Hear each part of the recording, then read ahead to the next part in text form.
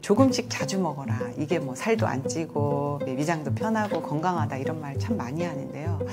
현대인들한테는 이게 별로 적용이 안 되는 말이고, 제가 제일 권해드리고 싶은 음식이 바로 바지락 마늘탕이에요. 아침 저녁으로 한번 드셔보시면 당뇨에 굉장히 도움이 많이 되실 겁니다. 이 당 중독을 가장 빠르게 해결하는 게 있어요. 그게 바로 소금입니다. 실제로 죽염차만으로도 당뇨를 굉장히 많이 호전시켰고요. 당을 안 먹어야 된다. 이게 정말 중요한 게 아니라 혈당 스파이크를 일으키는 그런 이라든지 이런 것들을 제한하는 게 또 중요한 문제라고 할 수 있습니다.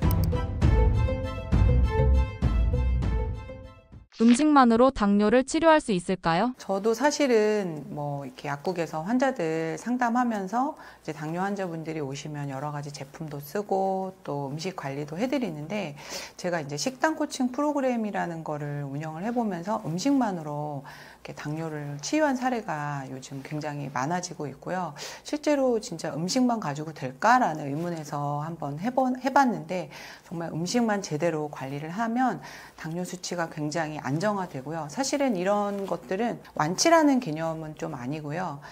조절이라는 어떤 개념이 좀 더 어울릴 것 같아요. 그래서 진짜 제가 어떤 제안 드리는 어떤 음식은 또 제한할 건 제한하고 또 드셔야 될 것들은 잘 챙겨 드시면서 수치가 안정적으로 관리가 되는 걸 보면서 당뇨 치료에 굉장히 음식이 중요한 역할을 하고 있고 또 치료가 가능하겠구나라는 거를 저도 지금 현재 하면서 많이 깨닫고 있습니다. 물론 이 당을 만드는 음식, 즉 탄수화물이라든지 설탕이라든지 밀가루를 드시면 혈당이 오릅니다. 근데 사실 혈당이라는 건 알고 보면 우리 몸에 필요한 필수, 세포의 생명활동을 유지하기 위한 가장 필수 물질이라서 혈당 자체를 무조건 부정적으로 봐서는 안 되고 또 그럴 필요도 없습니다. 그런데 문제가 되는 건 바로 혈당 스파이크라는 거죠. 그래서 과도하게 혈당이 빠르게 오르고 또 인슐린 분비가 빠르게 되면서 혈당이 또 바닥을 치게 되는 게 가장 문제라는 거지.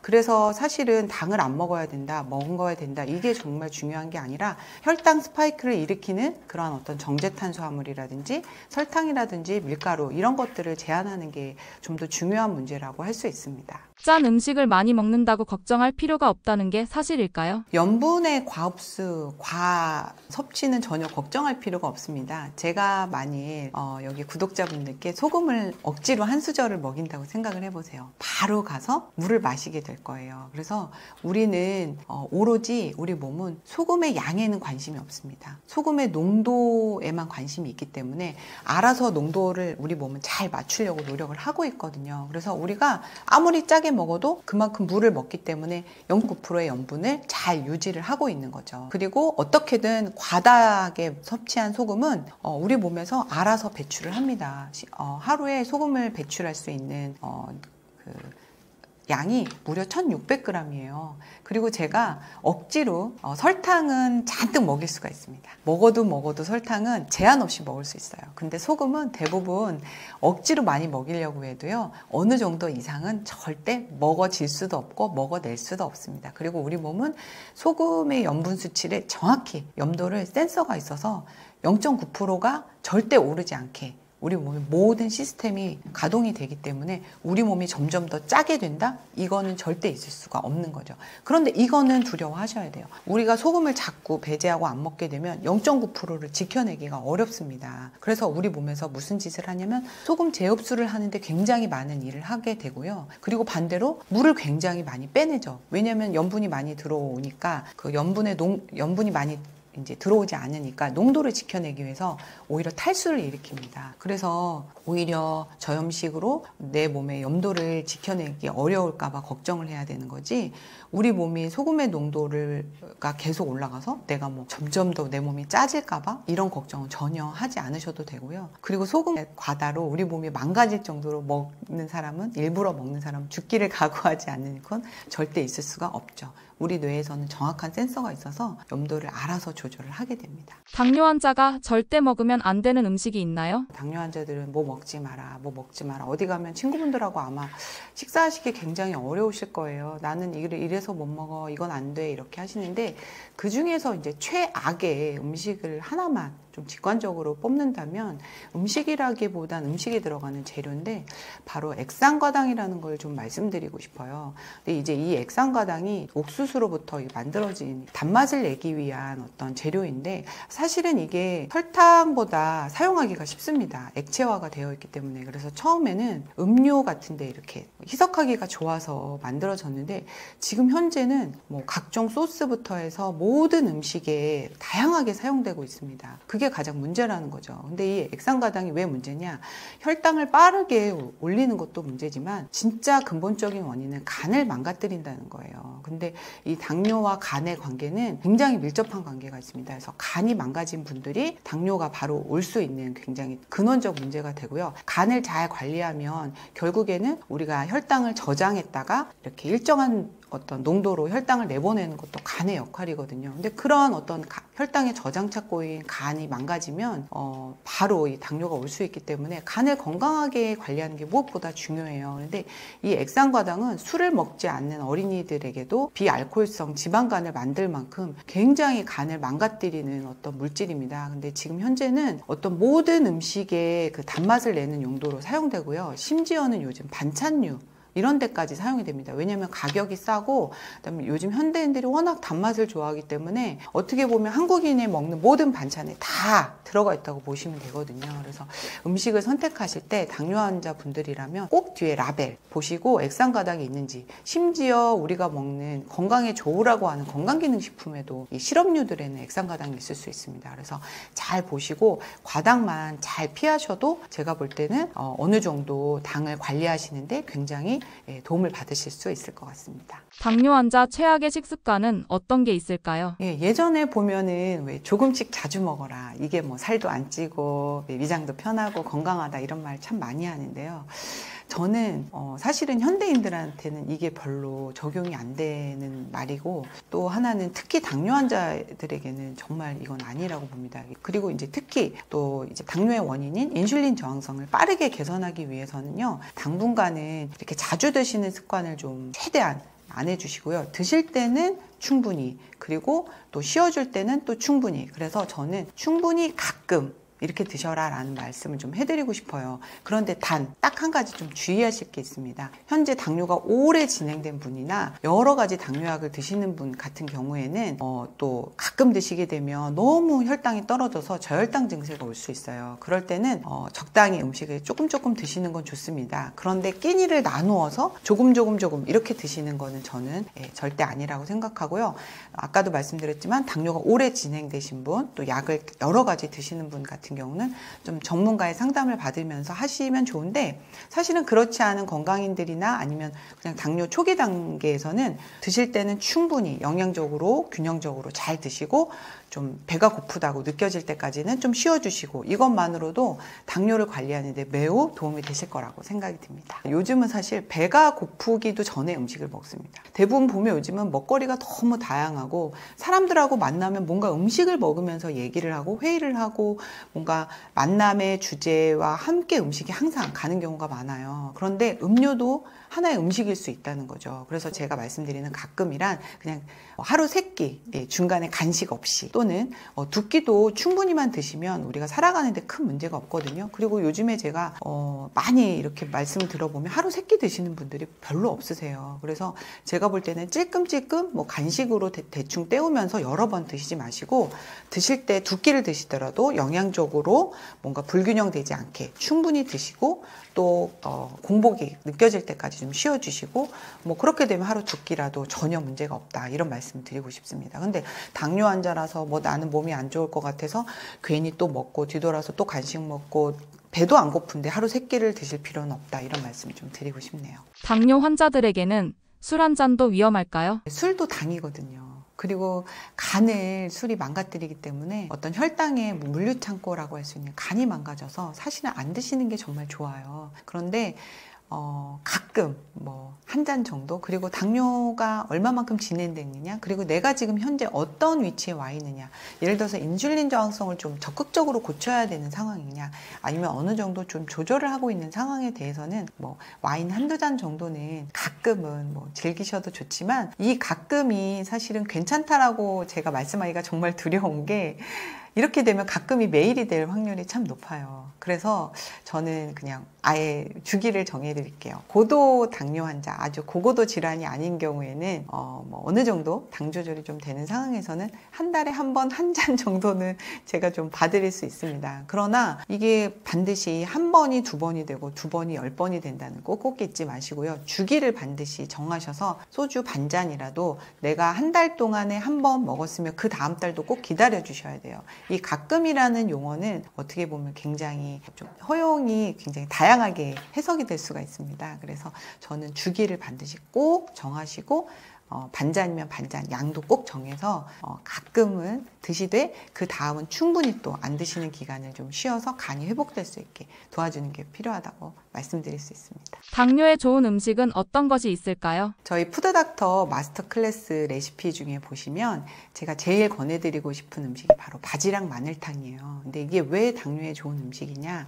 당뇨는 미네랄 부족병이라고도 말을 많이 하거든요. 그래서 미네랄이 부족해진 분들한테 많이 옵니다. 근데 이 미네랄을 우리가 제일 잘 공급받을 수 있는 게 바로 바다 음식이거든요. 그래서 바지락이라든지 해조류로부터 가장 안전하고 가장 자연스러운 형태의 미네랄을 골고루 섭취할 수가 있습니다. 거기에다가 당뇨를 또 표현하기를 근육 부족병이라는 표현을 많이 해요. 그래서 실제로 당뇨가 오신 분들의 몸매를 보면 이렇게 특징이 있습니다. 하나는 허리는 이렇게 굵고요. 배가 나온 상태고 오히려 엉덩이나 허벅지는 이렇게 밋밋한 상태. 이런 몸매가 되면 흔히 말하는 거미형 몸매죠. 근육이 없는 몸이 되면 자연스럽게 당뇨가 옵니다. 그 이유가 뭐냐면 우리가 음식을 먹었을 때 얼마만큼 혈당을 오르느냐 하는 음식을 먹는 것도 중요하지만 그 혈당이 올라간 상태에서 근육에서 얼마만큼 빠르게 이 혈당을 소비하느냐 이것도 너무 중요한 문제죠. 그래서 근육이 이렇게 탄탄하게 있는 분들은 절대 당뇨의 위험에서 안전하다고 볼 수 있거든요. 근데 이 바지락 마늘탕이 바로 그 콜라겐 생성을 도와서 근육을 잘 만들어주는 레시피입니다. 그래서 실제로 저는 식단 코칭에서도 사용을 정말 많이 하고 있고요. 제가 또 약국에서도 이 바지락 마늘탕 이야기를 참 많이 해드려요. 그리고 당뇨 환자분들한테는 꼭 드시게 해드립니다. 이 바지락에는 여러 가지 각종 아미노산과 또 건강한 미네랄도 들어있고요. 콜라겐 생성을 도와줄 수 있는 아연이라든지 이런 것들이 굉장히 풍부하고요. 마늘에는 비타민C와 아연, 또 버섯에도 아미노산이 풍부해서 콜라겐 생성도 도와주고 미네랄 보급으로도 정말 최고인 당뇨 레시피입니다. 바지락이 정말 싸거든요. 그래서 바지락을 한 서너 봉지 정도 사셔가지고 거기에 마늘을 한 10알 정도 넣고 여기에 새송이 버섯 정도 조금 넣으시고요. 그냥 해감한 상태에서 많이 하실 수 있으면 한 40시간 정도 충분히 우린 다음에 그 물을 하루에 소주잔 정도 한 잔씩 아침 저녁으로 이렇게 한번 드셔보시면 아마 당뇨에 굉장히 도움이 많이 되실 겁니다. 이게 좀 짜다고 느껴지시면 물로 희석해서도 괜찮거든요. 그래서 저는 당뇨 환자분들은 바지락 마늘탕을 많이 권해드리고 싶고 또 제가 권했을 때 굉장히 많은 피드백이 왔습니다. 그리고 저희 마스터 클래스 책에 보면 당뇨 환자를 위한 레시피가 있어요. 그래서 당뇨 세포죽이라고 있는데 일반적인 저희 어떤 레시피들을 보면 채소 스프라든지 이런 걸 보면 이렇게 해물 육수를 내지 않는데 당뇨 환자에게만큼은 이 바지락으로 해물 육수를 냅니다. 그 이유가 바로 이제 바지락에서 얻어낼 수 있는 간을 건강하게 하는 타우린이라든지 또 각종 건강한 염분이라든지 미네랄 이런 것들이 풍부해서거든요. 그래서 바지락, 양파, 무, 표고버섯으로 육수를 만들고요. 양은 중요하지 않습니다. 이게 어떻게 보면 레시피가 우리가 계량하다가 짜증나서 음식을 안 해 먹거든요. 근데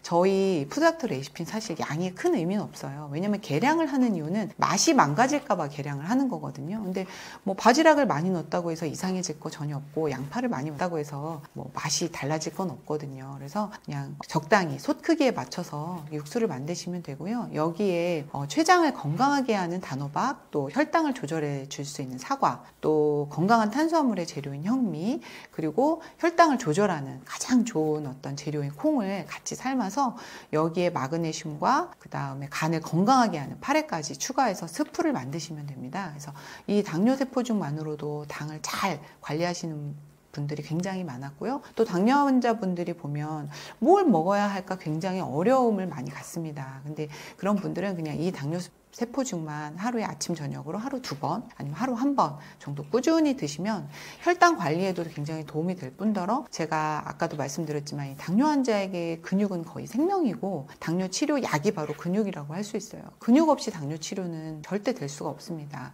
그래서 근육을 잘 만들어주는 레시피이기 때문에 이 당뇨 세포죽을 꾸준히 한번 드셔보시는 것도 저는 추천드립니다. 약국에서 구할 수 있는 당뇨에 좋은 영양제는 어떤 것이 있나요? 당뇨에는 사실 음식이 해답이기 때문에 특별히 뭐 제가 제품을 많이 사용하고 있진 않아요. 그런데 정말 이 당뇨라는 것을 해결을 하려면 당은 결국에는 우리의 생명의 필수 물질이잖아요. 그런데도 그걸 받아들이지 않고 내보낸다는 건 굉장히 몸에서 비정상적인 일을 하는 거거든요. 그 필수 물질인 당이 과요불급이라는 말처럼 너무 많아지면 오히려 세포의 생명을 위협하기 때문에 이런 어떤 비정상적인 방법으로 당을 내보내는 당 중독인 상태가 바로 당뇨라고 할 수 있습니다. 근데 이 당 중독을 가장 빠르게 해결하는 게 있어요. 그게 바로 소금입니다. 우리가 음식이 너무 달아요. 근데 소금을 살짝 치면 그게 단지 잘 모르거든요. 그래서 단짠단짠이라는 음식이 탄생할 수가 있는 건데요. 이게 실제로 맛만 상쇄하는 게 아니라 당분을 잘 해결해주고 당분과 맞서 싸워줄 수 있고 당분의 피해를 최소화할 수 있고 우리가 더 이상 당의 어떤 요구에 순응하지 않을 수 있게 계속 탄수화물 중독에 걸리지 않을 수 있게 해결해주는 해결사가 바로 소금이에요. 근데 소금에 대해서는 많은 분들이 여러 가지 찬반론이 있습니다. 뭐 그 이유가 이제 바다가 오염됐다는 이유겠죠.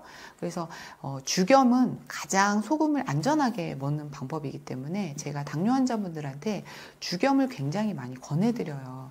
근데 죽염은 이렇게 9번 대나무 속에 구워지는 과정 속에서요. 대나무에 좋은 칼륨이라든지 각종 미네랄들이 흡수가 계속 되면서 또 하나는 미세 플라스틱이라든지 각종 바다 그 오염 물질들은 그 9번 구워지는 과정 속에서 연소가 돼서 날아갑니다. 그래서 죽염은 굉장히 건강하게 염분과 미네랄을 섭취하고 또 아주 간편하게 섭취하는 방법이에요. 제가 아까 바지락 마늘탕도 말씀드렸고 해조류의 중요성을 말씀드렸는데 사실은 해조류를 이렇게 외식을 할 때 먹기가 사실 쉽지가 않습니다. 그래서 저희가 죽염은 어떻게 보면 바다의 모든 미네랄을 가지고 있는 하나의 결정체라고 말씀드릴 수가 있는데 해조류도 가장 편리하게 해조류의 장점 먹을 수 있는 것도 또한 죽염이라고 말씀을 드릴 수가 있어요. 그래서 저는 실제로 죽염 차만으로도 당뇨를 굉장히 많이 호전시켰고요. 또 뭐 비만이라든지 인슐린 저항성 이런 것들의 문제를 잘 해결되게 만들어드린 사례가 참 많습니다. 그리고 아까도 말씀드렸지만 이 당뇨의 어떤 근원적인 원인이 바로 이 인슐린 저항성인데 인슐린 저항성의 그 배경을 보면 염분이 부족할 때 바로 인슐린이 과도하게 분비되면서 염분을 재흡수하게 하거든요. 이런 부분을 안정시키는 가장 좋은 방법은 바로 염분을 드시는 거예요. 그래서 염분을 드시면 인슐린 저항성이 해결이 되고 인슐린이 고공행진을 더 이상 하지 않게 되고 우리는 당을 잘 사용하는 몸으로 바뀌게 되는 거죠. 그래서 염분이 없이는 당을 온전히 혈당을 이나 당뇨를 온전히 해결하는 방법은 없다고 봅니다. 그래서 저는 당뇨 영양제는 따로 권해드리지 않고요. 건강한 소금의 한 형태인 죽염은 꼭 드시게 합니다. 오히려 이제 당뇨는 소금으로 고친다는 말이 있을 정도로 당뇨 환자분들은 좀 의식적으로 짜게 드실 필요가 있습니다. 그래서 오히려 염분을 제한하게 되면 이 우리 몸에 돌아다니는 혈당을 우리 몸을 다 공격하게 만드는 거고요. 혈당이 끈적끈적하게 돼서 뭐 혈관도 망가뜨릴 수 있는데 일단은 들어온 혈당을 어떤 피해를 막게 해주는 것도 소금이 할 일이고요. 더 이상 혈당이 돌아다니지 않고 세포 속으로 잘 쓰이게 해주는 것도 소금이기 때문에 저는 당뇨 환자분들이 저염식을 하시면 안 되고 오히려 약간 다른 건강인들보다도 좀 더 음식을 간간하게 해서 드시는 게 맞다고 봅니다. 그런데 이제 그게 어떤 소금을 사용하느냐가 중요한데 환자분이 이만큼 좀 더 건강한 소금을 사용하는 게 좋겠죠. 맛소금이라든지 정제염이라든지 염분을 다시 배출할 수 있는 어떤 칼륨이나 미네랄이 없는 그러한 염분은 좀 위험할 수도 있죠. 그런데 죽염은 염분을 잘 배출할 수 있는 칼륨이라든지 다양한 미네랄의 총합이기 때문에 당뇨 환자분들도 더 건강하게 또 드셔야만 하는 그러한 소금이라고 할 수 있습니다. 당뇨는 일단은 대부분 약이 없다 하시면서 약을 드시죠. 네, 그런데 저는 그래요. 그냥 포기하고 약만 드시는 분들이 정말 많더라고요. 이건 못 고쳐라고. 근데 제가 한 10년 이상 되셔서 당뇨가 오래 지속되셔서 변성위험까지 오시고 굉장히 힘들어 하시던 분을 거의 한두 달 만에 식단만으로 고친 사례가 있었어요. 그걸 보면서 정말 당뇨만큼은 다른 질환에 비해서 음식이 차지하는 비중이 굉장히 높다. 이분 같은 경우는 사실 운동도 할 수 없었고 다른 건강 관리를 전혀 할 수 없는 분임에도 불구하고 게다가 이제 외부에서 활동을 되게 많이 해서 음식을 직접 할 수도 없는 상황이었어요. 그래서 이분은 정말 외식을 하는 가운데 제가 이런 음식만 빼고 드세요 해서 그 메뉴를 고를 때 아이디어를 드리고 또 한 메뉴 안에서도 제한해야 될 것들만 잘 알려드렸는데 이렇게만 실천을 하셨는데도 당이 정상으로 와서 사실은 이분이 오히려 하시기 이전에 좀 허탈해 하셨어요. 당뇨가 나는 평생 내가 짊어지고 가야 할 질병인 줄 알았는데 이렇게 쉽게 그냥 해결이 돼버리니까 이게 뭐지? 라는 생각을 할 정도로 되게 허탈해 하셨거든요. 그 감정도 좀 저는 이해가 되더라고요. 그래서 저는 당뇨만큼은 정말 음식, 당을 높이는 어떤 음식에 혈당을 고공행진하게 하고 인슐린 저항성을 만드는 음식에 있다는 걸 좀 인정을 하시고요. 어떻게 먹어야 되는지가 좀 고민이 되시면 흔히 말하는 설탕, 밀가루, 정제탄수화물을 완벽히 한번 제한을 하시고 한번 식사를 해보세요. 그러면 혈당을 수치를 재보셨을 때 굉장히 다른 수치가 나타날 겁니다. 물론 당뇨의 기간이 오래된 분들은 바로 안 나타나는 경우도 있긴 합니다. 근데 그렇지 않은 분들 같은 경우는 바로바로 반영이 되는 거예요. 눈으로 확인하실 수가 있어요. 그런데 대부분은 그거를 완벽히 제한하지 못하기 때문에 난 이걸 먹어도 이 수치고 저걸 먹어도 저 수치야. 그래서 나는 못 고쳐라고 포기를 하고 자꾸 당 수치만 조절하는 약을 드시는 거거든요. 근데 과감하게 일정 기간 동안은 한번 이 당의 재료가 되는 원료들을 하고 나머지 부분은 단백질이나 건강한 지방으로 한번 채워서 드셔보세요. 그러면 인슐린 호르몬 분비를 자극하지 않는 재료들로 건강한 어떤 복합 탄수화물로 이렇게 채워서 드셨을 때는 당 수치가 안정이 되고 나도 내 몸도 정상 혈당을 나타내는 몸이라는 걸 확인을 하시게 될 겁니다. 그렇게 되면 그 이후에는 어느 정도 이제 인슐린 저항성이 해결이 되고 어느 정도 이 혈당 수치가 안정이 되고 나면 건강한 탄수화물, 밥도 한 3분의 1 공기 정도, 또 채소도 곁들이시면서 이렇게 충분히 드시고 모든 분들이 균형적이라고 하는 식사를 드셔도 어느 정도 혈당이 유지가 됩니다. 그런데 이러한 제한적인 식사를 경험해 보지 않으면 어설프게 사과 반쪽, 또 한두 숟가락 정도 단 음식, 국수 몇 가닥, 빵 약간 이렇게 계속 드시는 상황에서는 혈당이 완전히 정상화되는 걸 눈으로 확인할 수가 없습니다. 그래서 어느 정도는 완벽하게 탄수화물을 제한하면서 나머지는 건강한 단백질과 지방으로 채우고 또 복합 탄수화물 정도는 채소에 충분히 들어있는 그런 재료들로 해서 한번 드셔보시면 아마 이것이 당뇨에 가장 좋은 약이고 치료제라는 걸 아시게 될 거예요. 그래서 당뇨 환자분들 꼭 이렇게 식단으로 잘 관리를 한번 해보시고요. 당뇨는 모든 어떤 그 만성 난치성 질환의 마지막 가는 지름길이라고 할 정도로 반드시 관리를 하셔야 하는 굉장히 안 좋은 질환이라고 구분이 많이 되고 있습니다. 그러나 반드시 완치는 아니더라도 조절은 가능하니까 꼭 희망을 가지시고 타이트한 식단 한번 꼭 도전해 보셨으면 좋겠다는 말씀 드리고 싶습니다. 안녕하세요. 저는 현재 강남에서 이로운 약국을 하고 있고요. 또 음식 치유 강의를 한국푸드닥터에서 현재 하고 있으며 또 대한식단 코칭 지도사 협회를 운영하고 또 여기서 지도자 교육도 하고 있습니다. 그리고 다양한 어떤 식단 코칭 프로그램도 운영을 하고요. 음식으로 건강을 이야기하고 또 강의를 하고 있는 황혜연 약사입니다.